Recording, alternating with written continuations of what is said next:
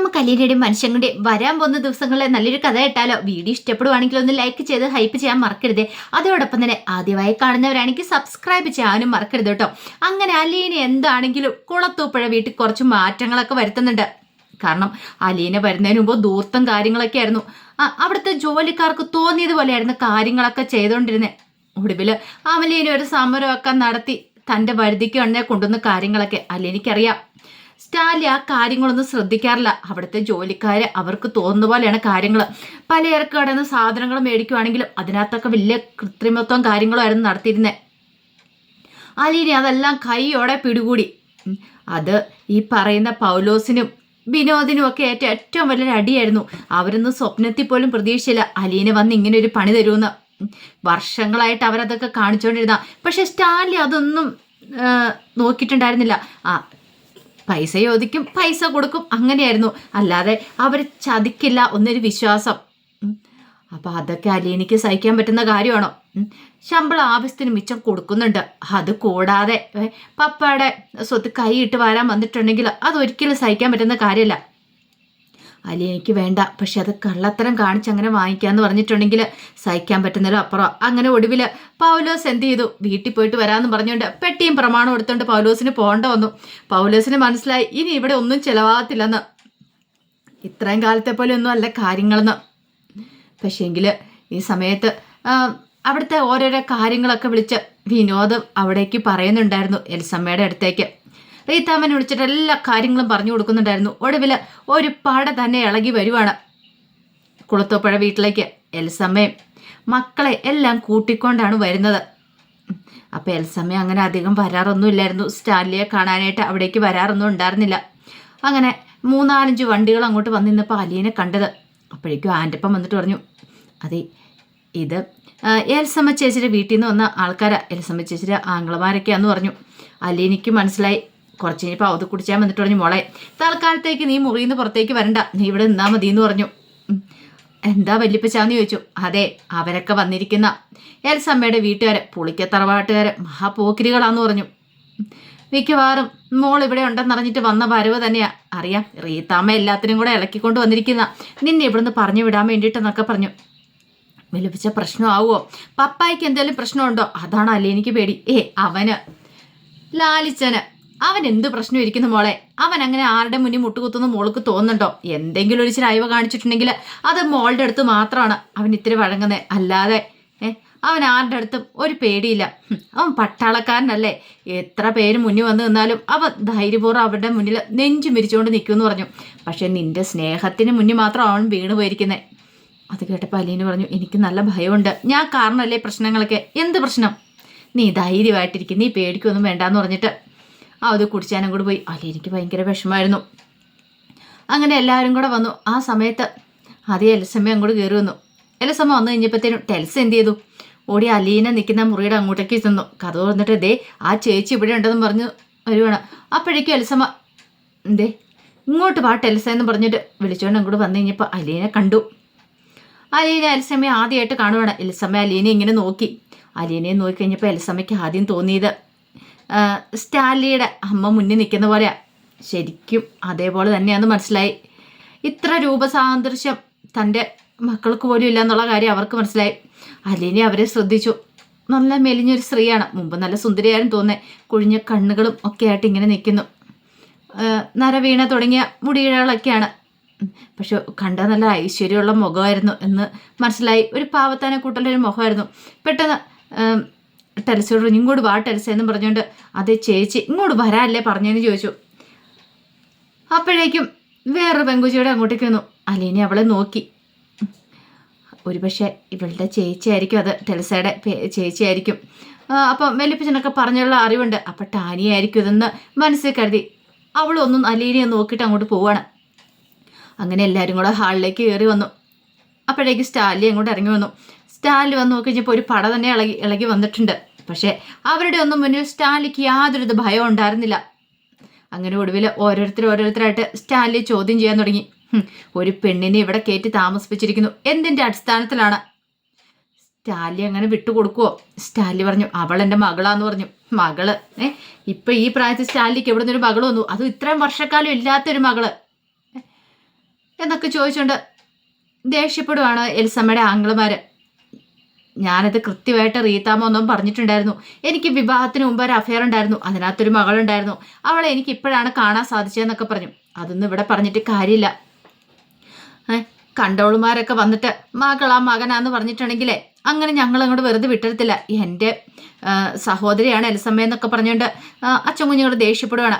അവളുടെ ജീവിതം ആ സ്റ്റാലി തല്ലി കിടത്തിയത്. സ്റ്റാലി പറഞ്ഞു, ഞാൻ ആരുടെയും ജീവിതവും തല്ലിക്കെടുത്തിയിട്ടില്ല. അവർക്ക് കൊടുക്കാനുള്ളത് ഞാൻ നല്ല മുറയ്ക്ക് കൊടുക്കുന്നുണ്ട്, എൻ്റെ മക്കൾക്ക് കൊടുക്കാനുള്ളതും കൊടുക്കുന്നുണ്ട്. അതൊന്നും പറഞ്ഞിട്ടില്ല കാര്യമില്ല സ്റ്റാലി. നാളെ ഒരു ദിവസം സ്റ്റാലിക്ക് എന്തെങ്കിലും സംഭവിച്ചു പോയിട്ടുണ്ടെങ്കിൽ ഈ സ്വത്തുക്കളും മൊത്തം അവള് കൈയെടുക്കില്ലെന്ന് ആര് കണ്ടു? അതുകൊണ്ട് ഭാഗം വെക്കണമെന്നായി. പക്ഷെ സ്റ്റാലി പറഞ്ഞു, ഇപ്പം എനിക്ക് എന്താളും ഭാഗം വെക്കാൻ യാതൊരു താല്പര്യമില്ല. ഇന്നോ നാളെ ഞാൻ മരിച്ചു പോകും, നിങ്ങൾ ആരും കരുതാൻ വേണ്ട. ഇനി മരിച്ചു പോയെന്ന് കൂട്ടിക്കോട്ടെ, കിട്ടാനുള്ള അവകാശപ്പെട്ടവർക്ക് കിട്ടുക തന്നെ ചെയ്യും. പക്ഷെ അതിനു മുമ്പ് ഇവിടെ വന്ന് വെല്ലുവിളി നടത്താൻ ആ ഭാവമെങ്കിലുണ്ടല്ലോ. ആദ്യമൊക്കെ അവരെ കുറേ സമയമൊക്കെ എന്നെ പിടിച്ചു വന്ന് വരാമെന്ന് പറഞ്ഞിട്ട്, പക്ഷെ സ്റ്റാലി അടുത്തില്ല. അങ്ങനെ പെട്ടെന്ന് അങ്ങോട്ട് സ്റ്റാലിക്ക് വീണ് കൊടുക്കാൻ പറ്റുമോ? സ്റ്റാലി പറഞ്ഞു, ഇതെൻ്റെ വീടാണ്, ഇവിടെ വന്ന് മര്യാദകേട് കാണിച്ചിട്ടുണ്ടെങ്കിൽ എനിക്കൊരു പോലീസിനെ ഒന്നിനും വിളിക്കേണ്ട വരത്തില്ല. ഇവിടെ നല്ല തോക്കുണ്ട്, ലൈസൻസ് ഉള്ള തോക്ക. വീട്ടിൽ അതിക്രമിച്ച് കയറി പ്രശ്നം ഉണ്ടാക്കിയെന്നും പറഞ്ഞുകൊണ്ട് ഞാൻ ഷൂട്ട് ചെയ്തൊന്നും സംഭവിക്കാൻ പോകുന്നില്ല. ഞാനൊരു പട്ടാളക്കാരനാന്നുള്ള ഓർമ്മ വേണം എന്നൊക്കെ പറഞ്ഞുകൊണ്ട് സ്റ്റാലി നിന്നു. അത് മാത്രമല്ല, സ്റ്റാലിയുടെ കണ്ണൊന്ന് അനങ്ങി കഴിഞ്ഞപ്പോൾ തന്നെ നായ്ക്കളെല്ലാം കൂടെ കുറച്ചുകൊണ്ട് ചാടി സ്റ്റാലിയുടെ കാലിച്ചോട്ടിലേക്ക് വന്നു നിന്നു. എല്ലാവരും ഒരു നിമിഷം ഞെട്ടിപ്പോയി. 3-4 നായ്ക്കൾ. പ്രത്യേകിച്ച് സ്റ്റാലി നിർദ്ദേശമൊന്നും കൊടുത്തിട്ടില്ല, ഒരു നോട്ടം മതിയായിരുന്നു. ആ നോട്ടത്തിൽ അവർക്ക് കാര്യങ്ങൾ മനസ്സിലായി. സ്റ്റാലി ഒന്ന് വിരൽ ചൊടിച്ചാൽ മതി, വിരൽ ഞൊടിച്ചാൽ മതി, അവയെല്ലാം കൂടെ ഒന്ന് കടിച്ചു കീറുമെന്ന് അവിടെയുള്ളവർക്ക് തോന്നി. എന്ത് ചെയ്യണമെന്ന് അറിയത്തില്ല. അപ്പോഴേക്കും റീത്താൻ പറഞ്ഞു, സ്റ്റാലിൽ ജയിച്ചെന്ന് വിചാരിക്കുമൊന്നും വേണ്ട. സമയം മക്കളെ വഴിയാധാരമാക്കുക ഭാവമെങ്കിൽ പിന്നെ സ്റ്റാലിലേക്ക് ഇവിടെ ജീവിതം ഉണ്ടാകത്തില്ല എന്നൊക്കെ പറഞ്ഞു. വാടി ഇങ്ങോട്ടെന്നൊക്കെ പറഞ്ഞിട്ട് എൽസമ്മയും കൂട്ടി റീത്താമയും അങ്ങനെ ബാക്കി പടകളെല്ലാം ഇറങ്ങുവാണ്.